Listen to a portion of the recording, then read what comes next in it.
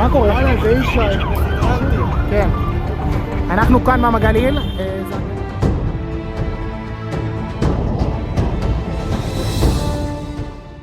Langit Tel Aviv malam itu kembali menyala, bukan oleh lampu kota yang biasanya memantul di gedung-gedung tinggi, dan bukan pula oleh kembang api yang merayakan sebuah festival.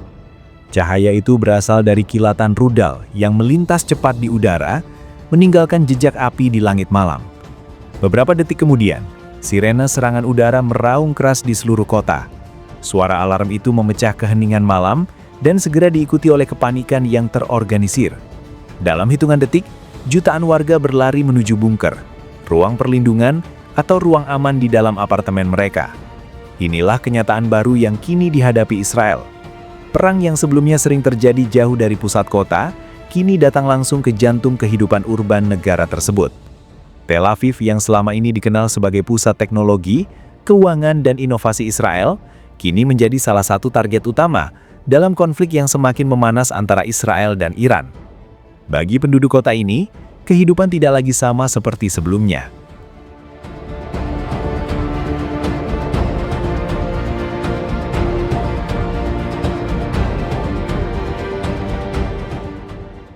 Ketegangan antara Iran dan Israel sebenarnya telah berlangsung selama puluhan tahun. Kedua negara saling memandang satu sama lain sebagai ancaman strategis terbesar di kawasan Timur Tengah. Selama bertahun-tahun, konflik itu berlangsung dalam bentuk perang bayangan.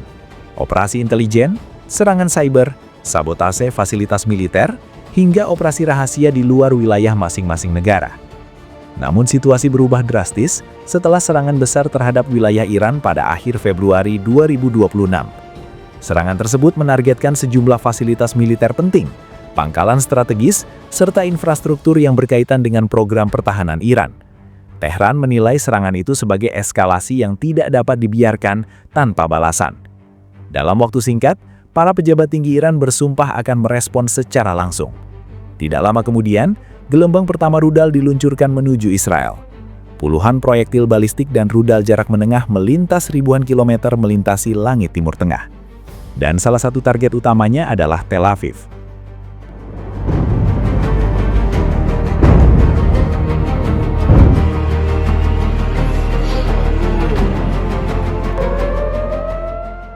Sejak serangan pertama itu, suara sirena menjadi bagian dari kehidupan sehari-hari di Tel Aviv.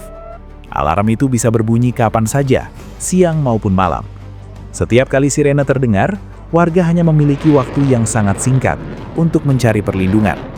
Dalam beberapa kasus, waktu yang tersedia bahkan tidak sampai 1 menit, kadang hanya 30 detik. Orang-orang yang sedang berjalan di trotoar segera berlari menuju bunker publik. Karyawan yang sedang bekerja di kantor menghentikan aktivitas mereka dan menuju ruang perlindungan yang telah disediakan di setiap gedung. Di restoran, pengunjung meninggalkan meja mereka dan bergerak cepat menuju shelter terdekat.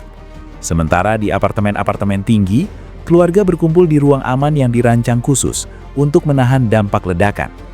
Dalam beberapa hari pertama konflik, sirena bisa berbunyi berkali-kali dalam sehari. Setiap kali itu terjadi, kota yang biasanya penuh suara kendaraan dan aktivitas manusia mendadak berubah menjadi sunyi. Semua orang berhenti, menunggu, dan berharap sistem pertahanan udara berhasil menghentikan ancaman di langit.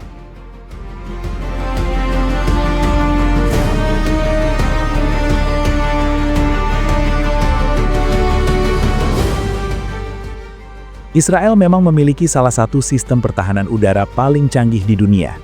Namun bahkan sistem terbaik sekalipun tidak dapat menjamin perlindungan 100%.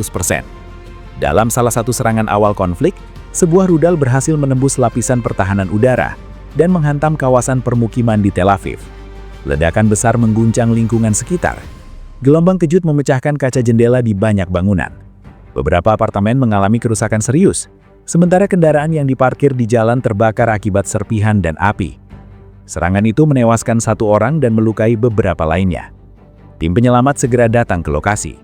Petugas pemayam kebakaran berusaha memadamkan api yang menyebar di beberapa titik, sementara para medis mengevakuasi korban dari bangunan yang rusak. Bagi banyak warga, kejadian itu menjadi pengingat bahwa meskipun sistem pertahanan udara bekerja, ancaman rudal tetap nyata.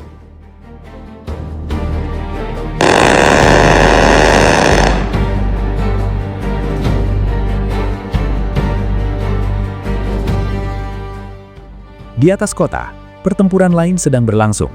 Sistem pertahanan udara Israel bekerja hampir tanpa henti. Iron Dome yang dirancang untuk menghadapi roket dan rudal jarak pendek menembakkan interseptor untuk menghancurkan proyektil yang masuk. Sementara sistem Arrow dan David Sling disiapkan untuk menghadapi ancaman balistik jarak menengah hingga jarak jauh. Ketika sebuah rudal berhasil dicegah di udara, ledakan besar terlihat seperti bola cahaya yang tiba-tiba muncul di langit malam. Serpihan logam jatuh perlahan ke tanah, kadang masih menyala seperti meteor kecil. Namun setiap intersepsi juga mengingatkan warga bahwa perang benar-benar berada di atas kepala mereka. Bahwa setiap saat, rudal lain bisa saja datang.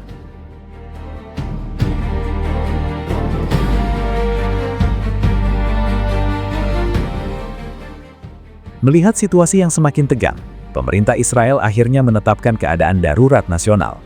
Langkah ini memungkinkan mobilisasi sumber daya negara secara besar-besaran. Sekolah-sekolah ditutup untuk sementara, acara publik dan konser dibatalkan. Banyak kantor mengurangi aktivitas atau memindahkan operasi mereka ke sistem kerja jarak jauh. Tentara cadangan dipanggil kembali untuk memperkuat kesiapan militer. Di Tel Aviv, beberapa rumah sakit bahkan memindahkan fasilitas penting ke area bawah tanah. Unit gawat darurat dipersiapkan untuk menghadapi kemungkinan serangan yang lebih besar. Langkah-langkah ini dilakukan untuk memastikan bahwa layanan medis tetap berjalan bahkan jika terjadi serangan besar di pusat kota. Kota yang biasanya penuh turis, pekerja teknologi dan aktivitas bisnis, kini dipenuhi suasana kewaspadaan.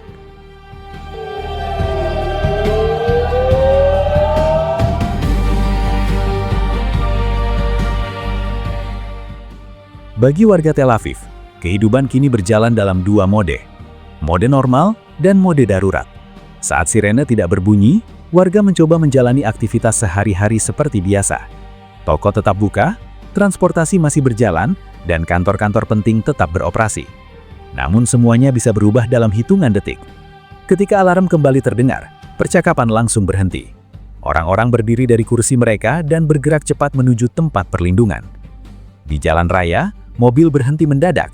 Penumpang keluar dari kendaraan dan berlari menuju shelter terdekat. Situasi seperti ini bisa terjadi kapan saja, tanpa peringatan.